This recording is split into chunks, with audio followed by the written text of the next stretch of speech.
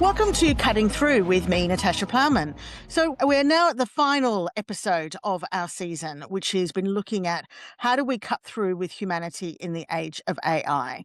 So in this season, we've talked to storytellers, we've talked to charity communicators, we've talked to mathematicians and product leaders, we've talked to people who work in the AI space and particularly help business in this great transformation. And today, for the final episode, I feel like we've kind of bring this all together because I'm really excited to have Si Elliott with me, who is a marketeer by trade, but also works very much within behavioural science and how to ensure that we really inject the human into every work we do, from branding, marketing, and to kind of just leadership more broadly as well. So thanks very much for coming on Cutting Through, Si. I probably haven't given you the introduction you deserve, so I'm going to leave that to you to give us a bit of a whistle-stop tour about who you are and what makes you you. Well, firstly, thank you for inviting me on and being the last one in what sounds like a star-studded lineup as well of people. Hopefully, I can do them a little bit of justice. But I guess background on me, I've been in the marketing industry for more than 2 decades now, which I definitely feel it with some of the younger members of our team coming in as well when they're explaining to me exactly how TikTok algorithms work and things like that. Don't worry, I Um, get that with my 12-year-old, so, hey. I have an 11 and 14-year-old as well, and they kind of roll their eyes and go, "Don't you work in digital marketing?" I'm like, "Yeah, well, partially, but it is a bit broader than that." But my background was business studies at university, and I just found this real fascination with marketing, and I guess what makes people tick, and that's what's been the thread that's gone through my career. And I mean, my finance, HR grades probably would tell you that I was more interested in marketing. But now I run my own business, so I have to be a little bit better at that. So having a grounding in that, moved into the world of creative agency, market agency. I now run a customer experience agency. We are predominantly digital marketing, but not solely. So next week I'm off to Barcelona to run an event with a client, which will be fantastic. And we're going to talk a lot about being in person and the in-person experience, whether it's through a digital screen or whether it is in real life. So run a digital marketing agency called Diversity. And also I have a customer experience consultancy called Fabrics, which specializes in the application of behavioral science in communications and relationship building. We talk a lot about customer experience, but I always caveat that and say, when sometimes you talk about CX, people just think of digital CX, but ours is about the whole, any touch point, any interaction that someone has, and thinking the customer experience, that perception, feelings that people have with you, your brand, your business, your service. And we'll touch that, I think, a little bit, certainly with your expertise and the work you do with leaders. What I'll talk about today is not just about, well, how do you apply it to a brand, your personal brand, the way that you lead a team, the way that you lead a business, how you structure and, I guess, incentivize and inspire people as well. So that's what I've been doing. I do guest lecturing at university as well. So I'm on advisory boards for business and psychology and guest lecture in those subjects. I find behavioral science fascinating. Yeah. Love to try and convince every psychology student to come across to marketing because they can add so much value in this space. And that's only going to accelerate when we talk about AI. Yeah, no, it really is. And I think, and this takes me back to my Diageo days, actually, when, we were shifting predominantly from a on-trade focus for the brands, obviously Diageo, big alcohol brands, to as more people started drinking at home, drinking at different occasions. So the whole pathway to purchase, particularly in the off trade, became so much more important. And, I remember I was one of the team who set up the Customer Collaboration Centre, and we had different versions of where people would interact with our brands, from kind of different types of bars and different types of pubs through to corner shops and supermarkets. And that's where I first started really understanding shopper marketing, customer experience, customer centricity, and, just how people shop differently. And everyone thinks that they have the unique individual approach to shopping. And when you start reading about it, you realize, oh gosh, I am a particular type of shopper. But also, I think that's a really interesting area. And shopping, I think, is something like all industries is going through a massive transformation as people kind of do that blend between in real life and online as well, which is interesting. So, Absolutely. And we do a lot of work across B2B as well as, let's say, B2C. And so quite often when you talk about consumer psychology, people automatically apply it straight into the supermarket experience. yeah, yeah, And you can see these beautiful behavioral biases that we have, and you can see that when you go shopping yourself. But actually, a lot of our work is B2B and in a more commercial space because they still apply. I think in the mainstream, lots of examples will always reinforce the B2C examples, but within B2B, sometimes people will say to me, well, it's not quite as, it's a more logical decision in B2B. oh, Absolutely not. it's not. It is people making that decision. It's still humans. It's still humans making decisions. And I remember when I went, so this was my kind of my grounding in it was at the consumer side with Diageo. But then when I moved to HSBC, and obviously the path to purchase is completely different because it is more B2B in the commercial and was in the commercial bank, so rather than the retail bank. And, it's the different decision makers and how they interact each other and how do you understand who is actually the decision maker versus who you might be speaking to and how and at the end of the day, all of this is about getting to talk to people. And I think this is where we come back into this whole notion of where does AI sit? How does it add value? How does it support business decision making that I'd really like to unpick a little bit more because we seem to be in this kind of transition stage at the moment where you've got people going from, all human, which I don't think works in the same way because I think we definitely have some different areas we can do differently, to all AI. And this messy middle is actually where we will get innovation and change more effectively. So we talked a lot through this series. We talked around the role of automation, the role of, how do people do things differently. So from your world, where are you seeing that tension point between people wanting to save money and thinking automation is the way to go versus people really recognizing that human connection becomes more important? I think people, I would liken this to, it's like we're trying to fix the plane at 30,000 feet flying at 500 miles an hour. I think that's how everybody feels with AI at the moment. I have to be doing it. I have to be getting on with it. I have to be embracing it. I don't want to get left behind. And that creates anxiety in people. And people get really worried. So they're making anxious decisions, B2B decision making, back to that. They're Yeah. making decisions out of fear rather than out of, Yeah. breaking it down and taking logic into it. Where we're seeing with clients is this real dance of going, and you've touched on it perfectly. All human is not scalable. It's too expensive. It costs more to employ people nowadays. So it's really tough, certainly for businesses in the UK, to justify headcount costs. Too far on the automation side removes people out of the process entirely. Klarna were famous for reducing down 700 staff Yeah. and then bringing them back within, I think it was under a year, because Yeah. they realized actually we'd maybe trimmed a bit too far.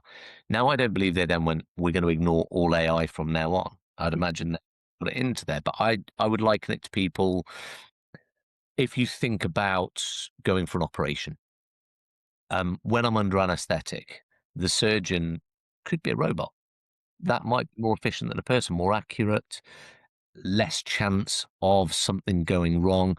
And I'm also unconscious, so I don't feel it. But when I come round, I would, and if you had a robot next to the bed taking my vitals and then explaining how the surgery went and what was going to happen next, I wouldn't be comfortable with that. I want a person who can make eye contact with me, Yeah. who can maybe even touch my hand because they can see I'm worried or see I'm nervous or I'm in pain, and to explain it with a level of empathy. And so in that process, you would go, right, maybe the robot can replace the surgeon, but it certainly can't replace the nursing staff. So then organizations have to really look at what their customer experience is. And let's talk about the wonder of HSBC or banking in general. Mm. Banking really has pushed us to try and do everything as automated as possible. Yeah. And how many people have sat in those chatbot loops just going, Yeah. I'll just speak to we have a relationship advisor with our business bank. And if there's something I need to know, I literally send a WhatsApp to Amber Yeah. because I need it in that moment. I got stranded, BA outside of their control. Heathrow closed last year. I was in Yeah. Copenhagen. I got stranded for the weekend. But because they were so overwhelmed on their staffing in that moment, I couldn't speak to anybody. Hugely frustrating.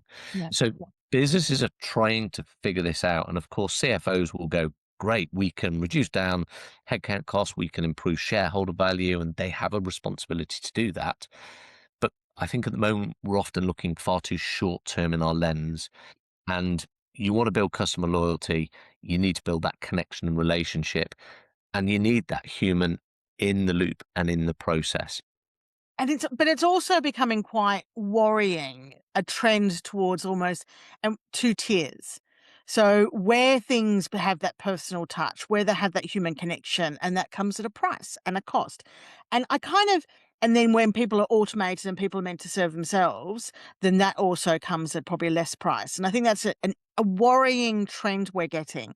That being said, we are in a stage at the beginning where all of these companies and AI is it's a massive kind of beast, and we kind of don't define the specifics of what the tools are or what we're talking about when we talk about AI. It's an overarching term, but it is a concern that if we get to a point that if you can afford it, you can have the human touch.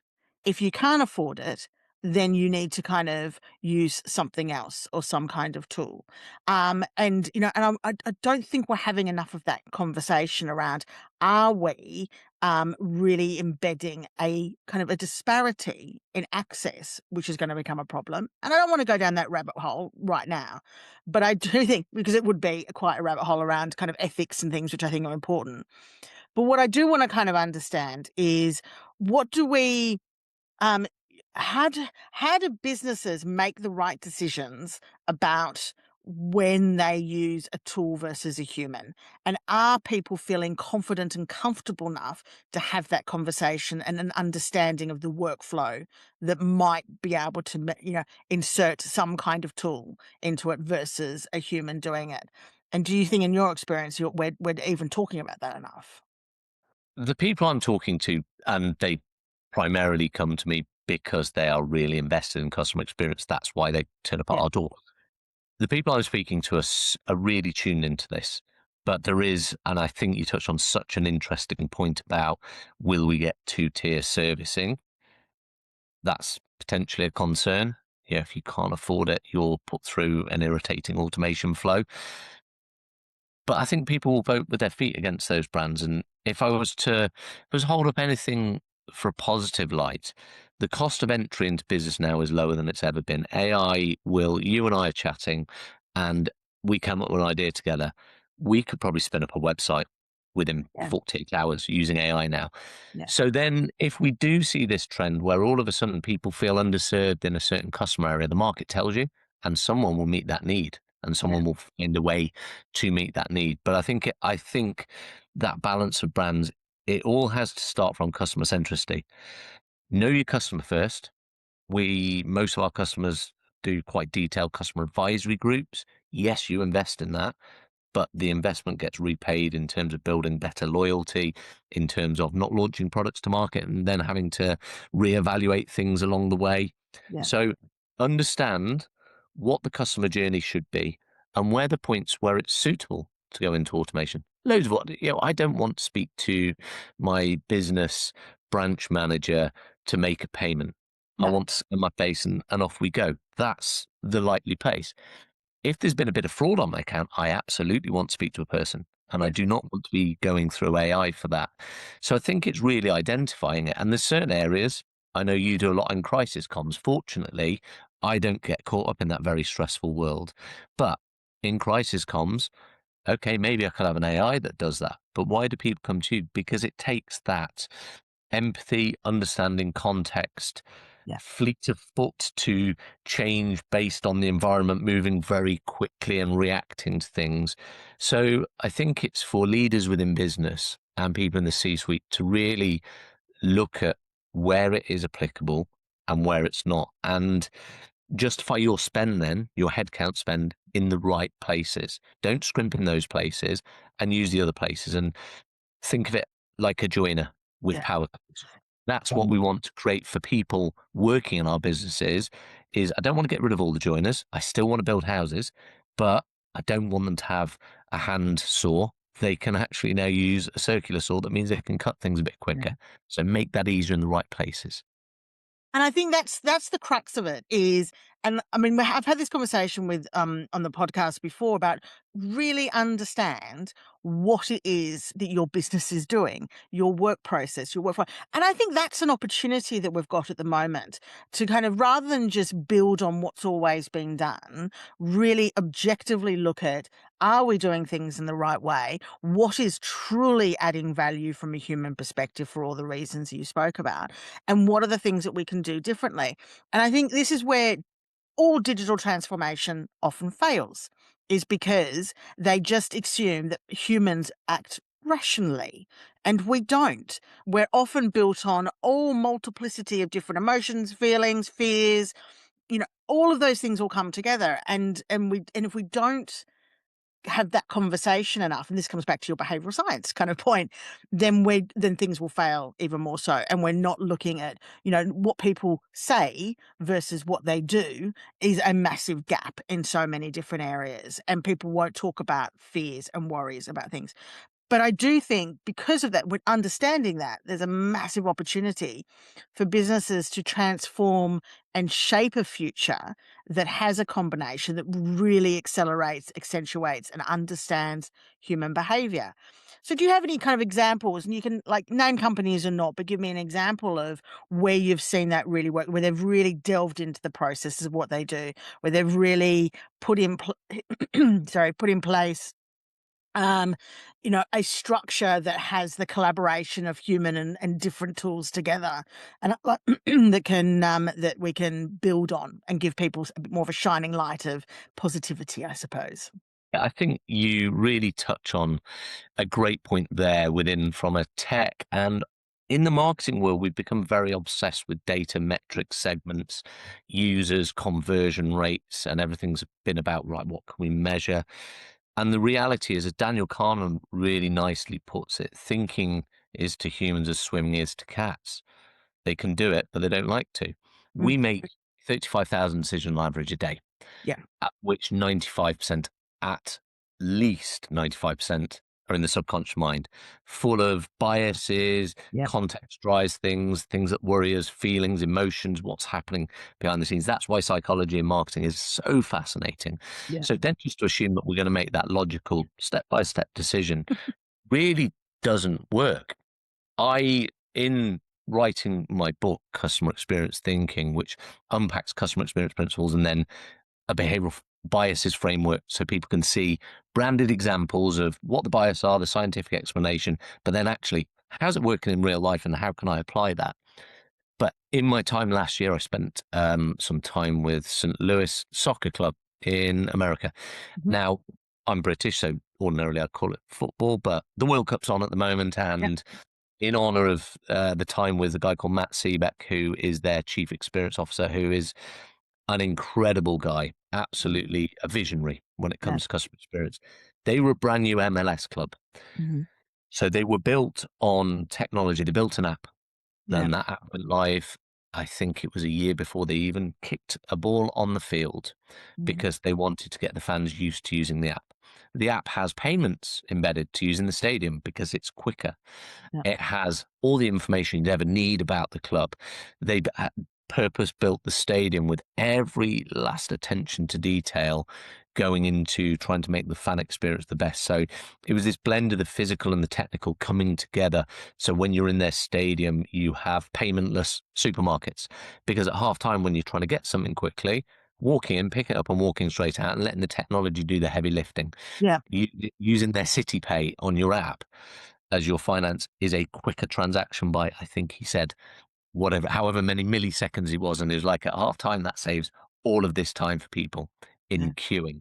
Yeah. And they're thinking about how they bring together the physical and the digital. They have their own systems in the stadium. They bring in vendors, so food vendors who have got a bricks and mortar store in the city, because their idea is everybody in the stadium, rather than going for big branded, we go for local stores. Mhm. We show them how to translate their bricks and mortar experience into a stadium. So how to curate a menu, how to use our technology, how to predict what they need to on match day. But that encourages people to go to the bricks and mortar store, which builds up that community theme as well. So you would have to go long and far to find someone that's really knitted that together Yeah. so beautifully. And even so, they built an app, but they still did onboarding phone calls with all of their members who wanted to understand how to use the app. Yeah. Now, isn't that fascinating? In a Yeah. world where they're investing a lot of money in building a state of the art app, they're then still saying, and you can now speak to someone in the ticketing team who will chat you through how to use it, how to understand it, how to get yourself set up. An absolutely wonderful example, and I've unpicked that a little bit in the book because it's some of the best in class that I've ever seen. And this is, and I love the idea of that, but it's the intentional thought process that is probably walked through every example of the interaction and had a wide viewpoint of different people's responses so it can cater for it and think about it. It doesn't get surprised when you have the outliers of human activity and human action. But the other thing that you kind of talked about, which I think is really important, is so much of when we talk about kind of AI tools are built on a foundational bias of what has been in the past or what has been seen in the past. And I don't, again, we hosted an event around the baked in bias a couple of months ago.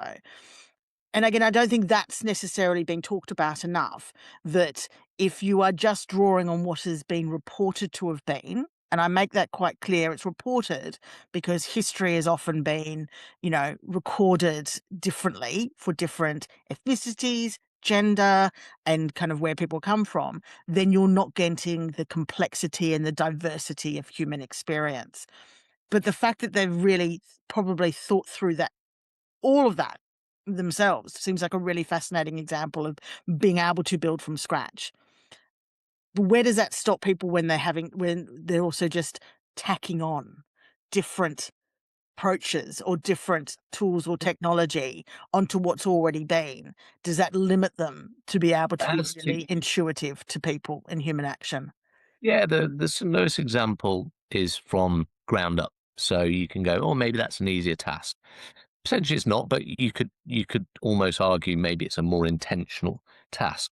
But the reality is they're in year 4 of the MLS now, and they keep evolving and changing things. So they are Yeah. tacking things on along the way. Other clients I work with, do a lot of work with WD-40 company. Mhm. Fantastic brand, very, very customer centric. They are the Hoover of their industry. They are the name for what that product category is. Be super easy to sit back and go, we're market leaders. We're globally known. Yeah. It would just sell itself. The Yeah. marketing team there would hate me for that statement. Sell itself. But they are constantly reformulating, trying new things, bringing out a specialist range, bringing out a biolubricant and things like that, because they are staying ahead of what the customer needs. So they're bolting in these insights from the customer base. When we then think about bolting in technologies, it's got to be a deliberate strategy, not just a knee jerk. I woke up today and saw that that thing was more efficient because someone said it on LinkedIn. Someone gave me a cheat sheet of how to prompt this piece of Yeah. tech to do this. That's fine. Absorb that information, but it has to form part of a strategy, because otherwise you've got this kind of big bowl of spaghetti that's all thrown together. And what we have to do when it comes to a strategic perspective is line everything up and measure things against it. And if we think about Dave Brailsford, marginal gains, Mm. that was a very deliberate thing, but always answering the question, will this make the bike go faster? We Yep. need that question within our business. Yeah. Whatever I'm doing, so I'm driven to inspire people to think about human connection relationships. Whatever I'm doing, my activity and within our business, are we working towards that? Is it making us more efficient to deliver that? Because if it's not, then why are you doing it? And if it's purely a financial decision, that potentially can be a race to the bottom. Exactly. And we've seen examples of that happening. And we've seen examples enough of that backfiring as well. And, and I think, often we kind of we cloud our finance colleagues with a negative light on what they're trying to do. And I think that, there's not exactly a nicety. Like one of my clients is kind of very senior in the finance function. And what they're trying to do is change the perception of what they deliver and how they support the business, because they are seen as the bean counters who will say no, who just want to save money. And what they're trying to now really change their culture and their understanding is be much more business advisors, which they are to a large degree, but this is within the entire function, to really understand what people are doing and to make sure they get the best bang for their buck around any transformation activity they're doing. So I think we need to work with finance, and I love the point you made around we've got to stop being so short-termist in this approach. It has to be strategic. It has to have a real understanding of the business, the opportunity, how your business makes money now, how your business may make money in the future. It could be a different way, built on customer preferences and customer and consumer actions as well, which I think is really fascinating. Yeah, Yeah, I think that's a great point just on the finance thing as well, because you're absolutely right. Sometimes they get a hard time. But the reality is, when you look at big businesses, the finance people are there to deliver shareholder value. And if they don't, mm, yeah, then there's a restructure at the top. And that becomes very messy for a business to be mm, consistent. One of my large blue chip clients that I've worked with over the years, we did a big innovation project for them. It was fairly heavy investment, but as part of the innovation mapping out team, we had a finance partner in there, yeah, and actually they were our sponsor for it. And what that did was the finance function sit within the customer experience, customer advisory yeah, mindset. And I just think with all these things, you have to bring those functions together. yeah, You have to stop siloing. yes, So them and us, the the colouring in function of marketing versus the bean counters of finance. all You the have stereotypes of all the functions we can yeah, go through now. exactly. Yes, But you have to bring that together because fundamentally, we're all trying to achieve the same thing, which is deliver a great service to our customers that is commercially viable. yeah, If we as marketeers just go, we're going to create this great service, and actually it's not really making any money, well, you're going to run into problems at some point in time when the investment finance runs out. yeah. So you're absolutely right. Finance is such an important part of that. Yeah, and it's such an enabler, and I think if we and I mean, this is something that I kind of rabbit on about quite a lot is, having worked in big companies and just seen how people just don't listen to each other on their functional expertise and sometimes don't respect what people bring to the table enough and kind of assume that people don't understand what you do. But that's on you to educate people around how do you build those bridges and those connections across different functional areas. So, and I think from I work both agency sides and client sides, and I think that's a conversation that sometimes agencies don't understand enough of Oh, yeah, the absolutely. machinations internally in big businesses and who do you need to influence differently, which I And think what does your what does your client need to achieve? It's not just exactly. sign off this marketing plan, sign off this bit of Yeah, creative. Who is their stakeholder they've got to, and what are exactly. the demands on them? Yeah, And I think when we think about what's happening with AI, I do a lot of, as I said, touched on lecturing at university. I was out in China a couple of weeks ago to a couple of weeks of lecturing out there, which you touched on Western bias in some AI models. yeah, Absolutely. And it was fascinating to go and see some of their models and how they were yeah, working as well. And what I'm always talking to university students about is the technical skills are great, but that is technology can help us with that. Look up from this. If you look, when I was at university, smartphones weren't there. So we actually wandered around and made eye contact, smiled at people, mm, and spoke a lot more.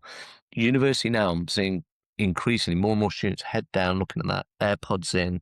They're blocking the world around them out.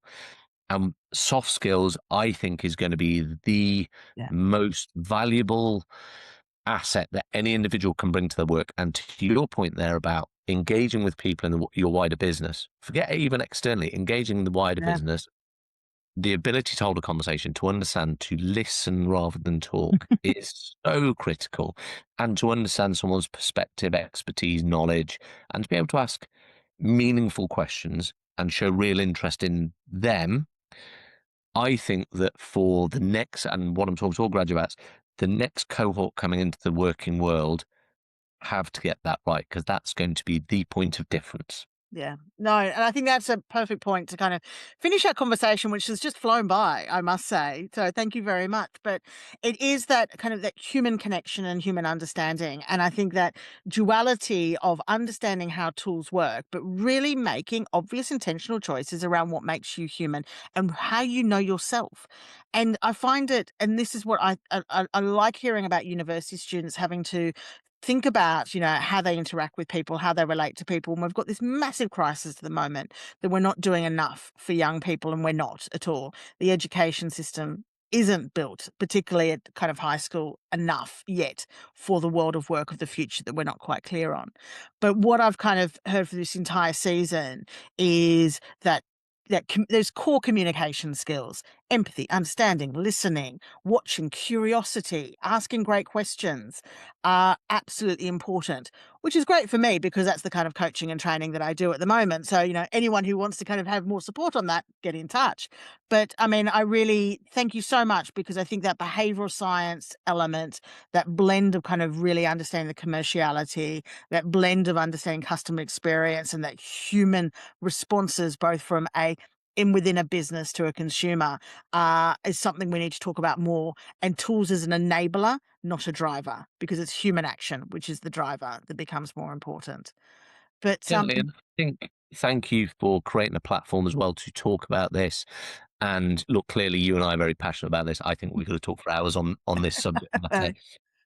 But for me, I've had a great career in marketing. I've been very fortunate. I want to make sure that what I'm leaving behind provides those opportunities for other people. It's part of what inspired me to write a book because even if I can't lecture everybody, someone can pick up customer experience thinking and see what I've learned and then take it and move that forwards. And I think these conversations are so valuable at the moment at a point where there is a lot of incentivization, monetization of, I'm going to say, larger media outlets yeah, drive people down the use AI for this, use AI for that. It's so valuable to have people like yourself having these conversations and getting people thinking about what makes us brilliantly human so that yeah. we continue this fantastic experience that we have on the planet as humans rather than just as digital touch points. What a point to finish on. Thank you so much, Si. It was great to have you on Cutting Through. Thank you. Pleasure's all mine.